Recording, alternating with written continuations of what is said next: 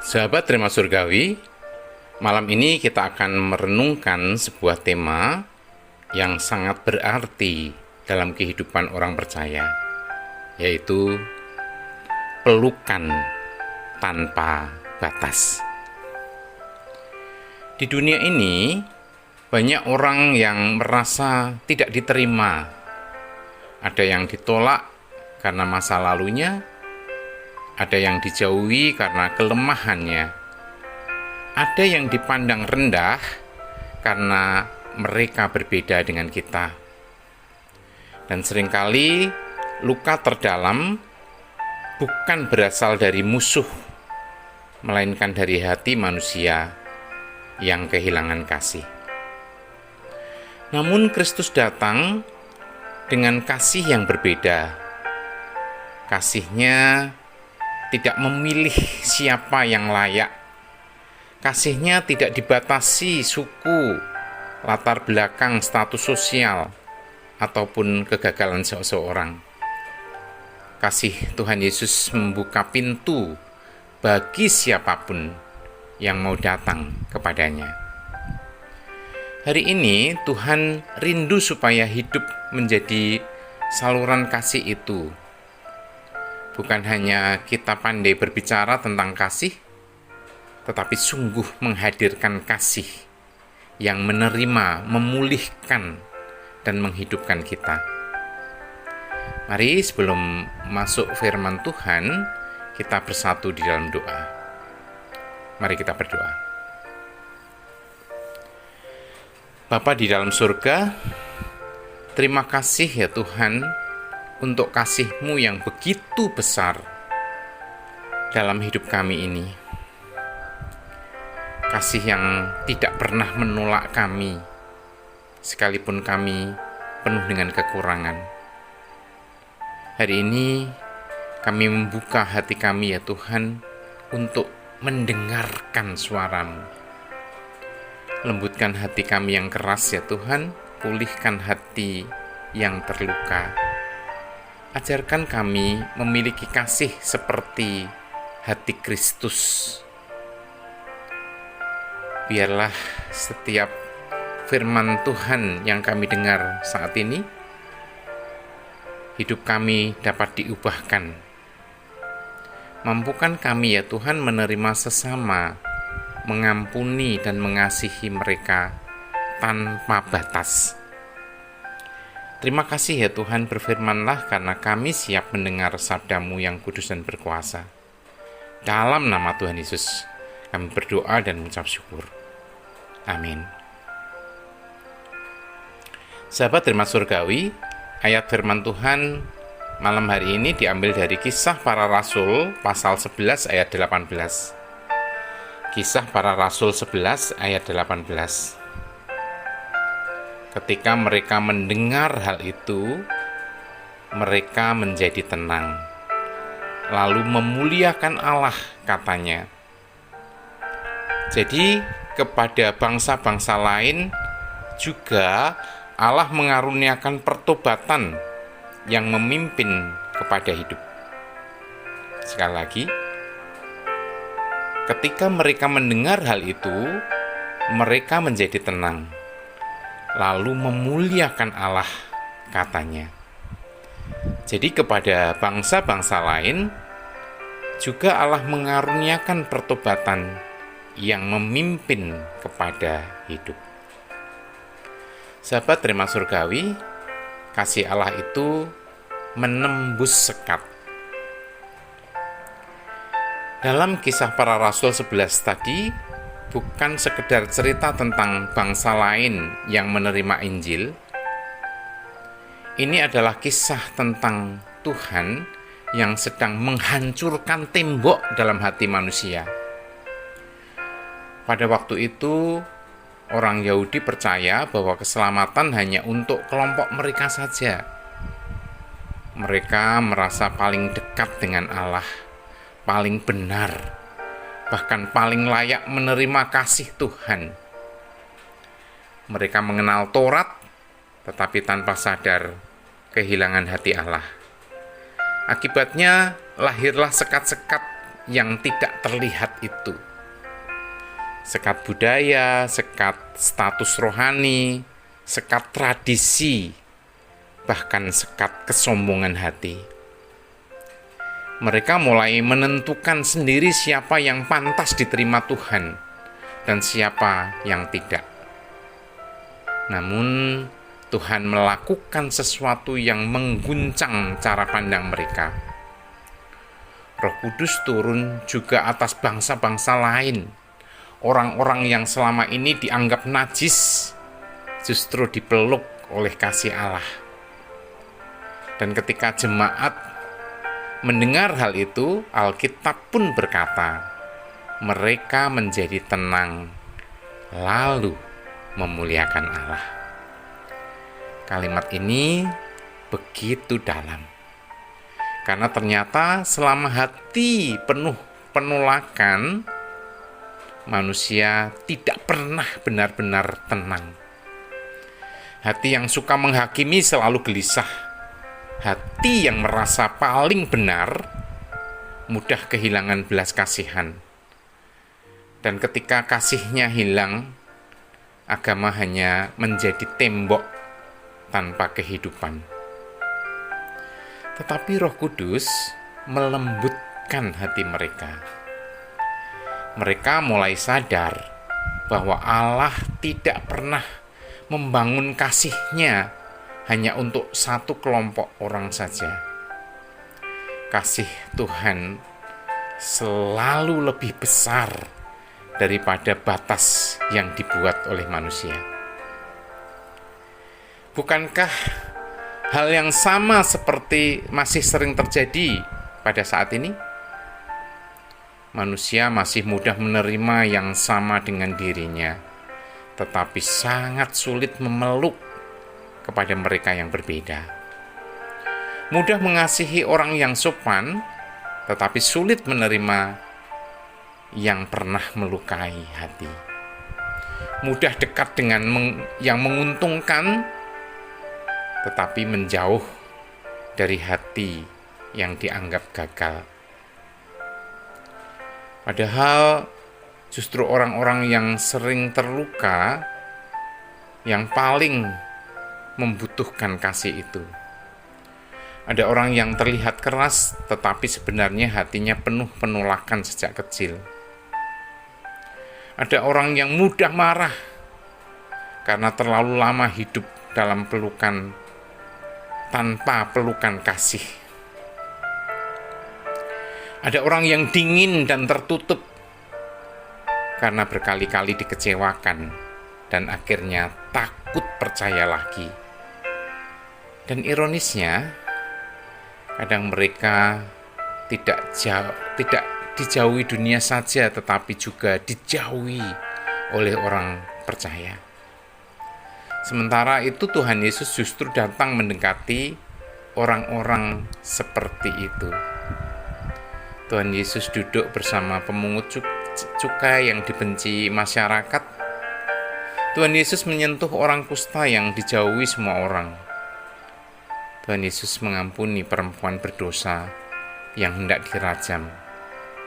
Dan Tuhan Yesus menerima mereka yang dianggap tidak layak. Karena kasih Kristus tidak bekerja berdasarkan kelayaan manusia, melainkan berdasarkan belas kasihan Allah. Sahabat terima surgawi, seringkali mujizat terbesar bukanlah kesembuhan tubuh, tetapi ketika seseorang yang selama hidupnya ditolak, akhirnya merasa diterima. Ada jiwa-jiwa yang sebenarnya tidak membutuhkan banyak nasihat. Mereka hanya rindu didengar tanpa dihakimi, dipeluk tanpa dipersalahkan, dan diterima tanpa dipandang hina. Juga satu pelukan kasih yang tulus kadang mampu membuka pintu pemulihan yang sudah lama tertutup. Itulah sebabnya Tuhan memanggil setiap orang percaya menjadi jembatan kasih-Nya. Bukan menjadi hakim yang sibuk menilai, bukan. Tetapi menjadi tangan yang mengangkat yang jatuh. Bukan menjadi tembok penolakan, tetapi menjadi pintu yang membawa orang kembali mengenal kasih Allah.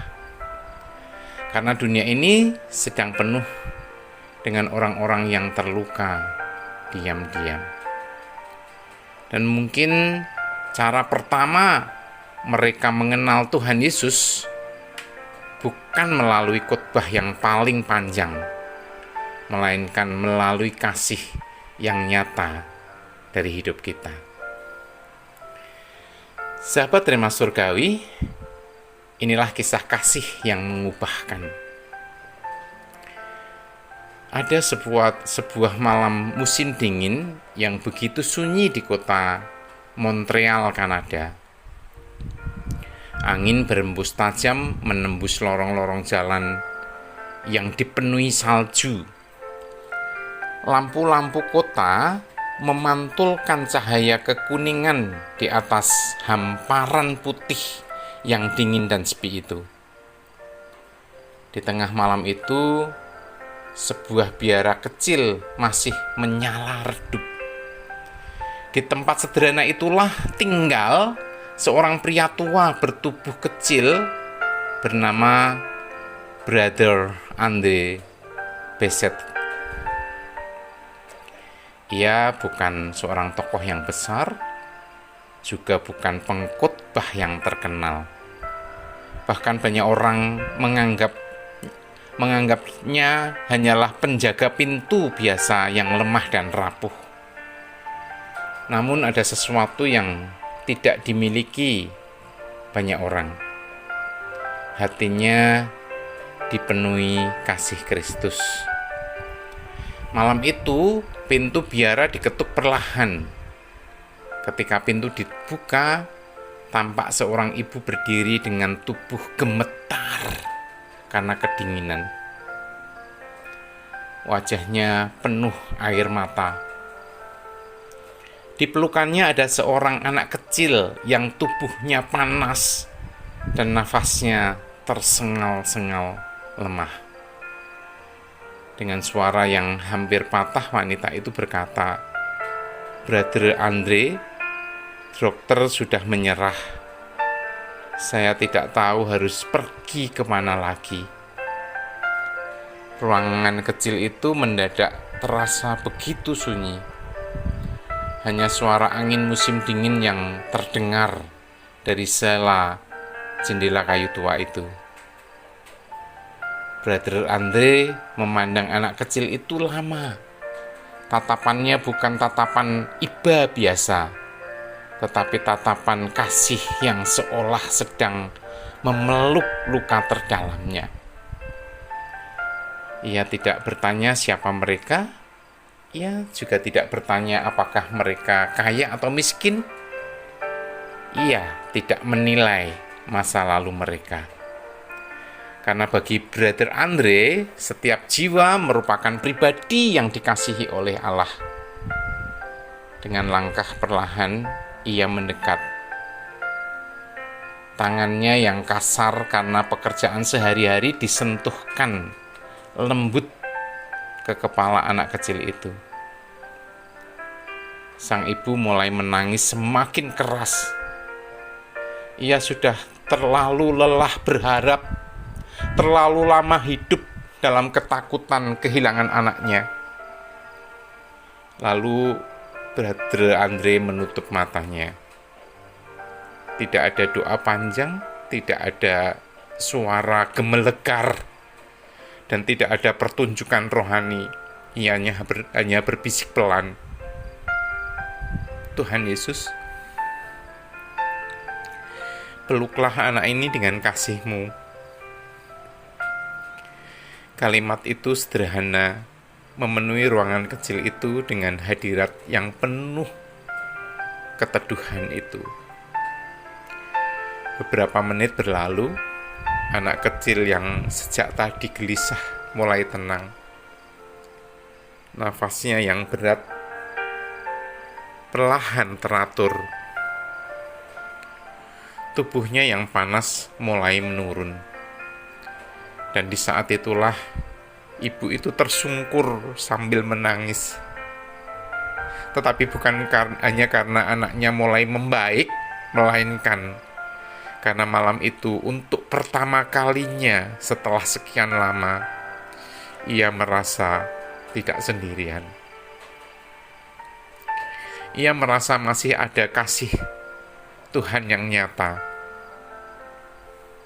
Sahabat terima surgawi, itulah yang terjadi ketika kasih Kristus bekerja melalui hati seseorang. Kisah Para Rasul 11 ayat 18 tadi berkata, jadi kepada bangsa-bangsa lain juga Allah mengaruniakan pertobatan yang memimpin kepada hidup. Firman ini menunjukkan bahwa kasih Allah tidak pernah dibatasi manusia. Kasih Tuhan selalu membuka pintu bagi siapapun yang mau datang kepadanya. Dan seringkali mujizat terbesar bukan hanya kesembuhan tubuh, tetapi ketika seseorang yang hampir hancur akhirnya merasa diterima kembali. Dunia hari ini penuh dengan orang yang terlihat kuat di luar, namun diam-diam sedang terluka di dalamnya. Ada yang tersenyum tetapi hatinya kesepian. Ada yang terlihat marah, padahal sebenarnya haus akan kasih sayang. Ada yang menjauh karena terlalu sering ditolak. Dan seringkali satu pelukan kasih yang tulus mampu menghidupkan kembali harapan yang hampir mati. Karena itu sahabat terima surgawi, jangan pernah meremehkan kasih yang sederhana itu. Satu perhatian kecil, satu doa yang tulus, satu hati yang mau menerima, semua itu bisa menjadi jalan bagi seseorang untuk melihat wajah Kristus. Sebab kasih yang berasal dari Tuhan selalu membawa kehidupan. Sahabat terima surgawi, kasih itu menenangkan hati. Dalam Kisah Para Rasul 11 ayat 18 dikatakan, mereka menjadi tenang. Kalimat itu sangat dalam. Mengapa? Karena sebelumnya mereka tidak tenang. Karena hati yang menolak selalu melahirkan kegelisahan. Saat seseorang dipenuhi dengan prasangka, hidupnya tidak lagi ada damai.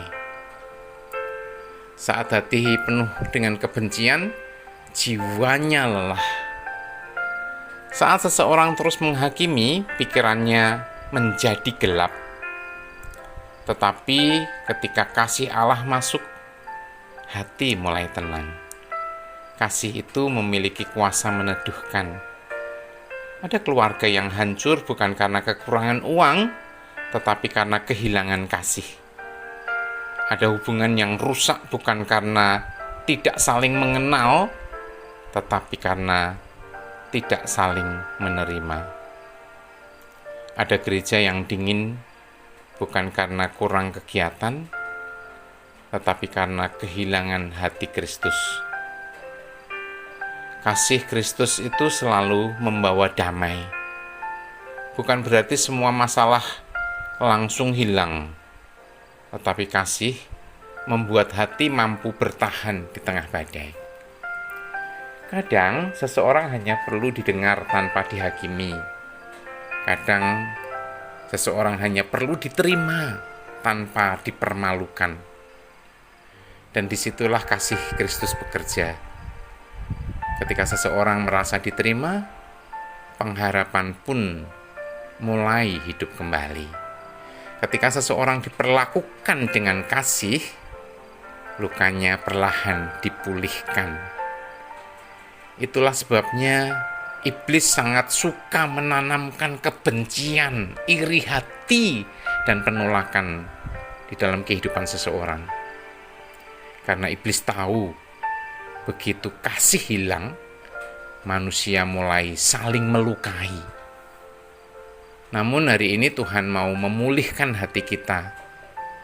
Tuhan mau mencabut akar kepahitan itu. Tuhan mau melembutkan hati yang dingin. Dan Tuhan mau memenuhi hidup dengan kasih surgawi. Sahabat terima surgawi, kita dipanggil menjadi saluran kasih. Kasih bukan hanya sesuatu yang kita dengar saja.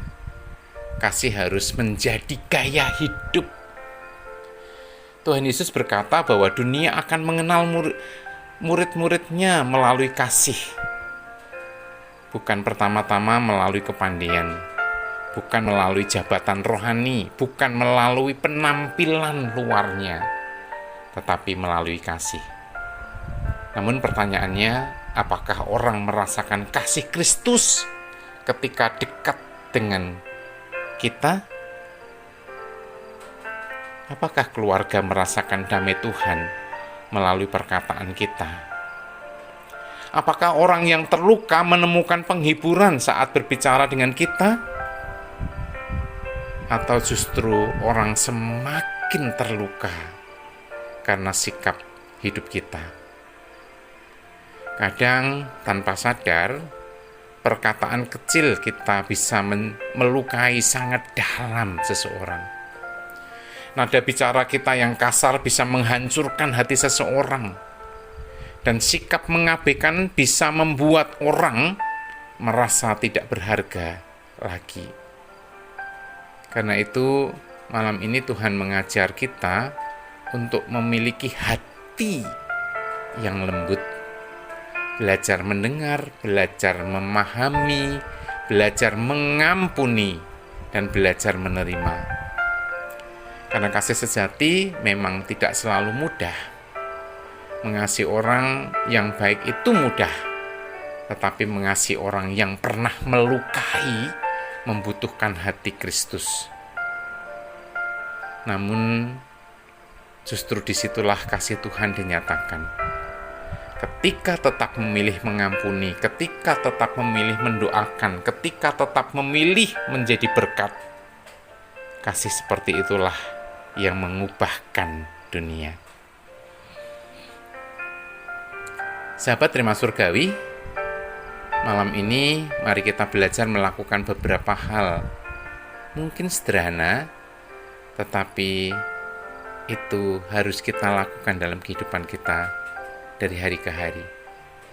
Yang pertama, mulailah menerima orang lain tanpa cepat menghakimi.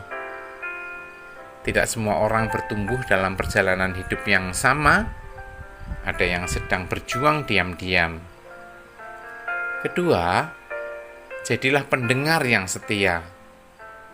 Kadang orang tidak membutuhkan solusi cepat.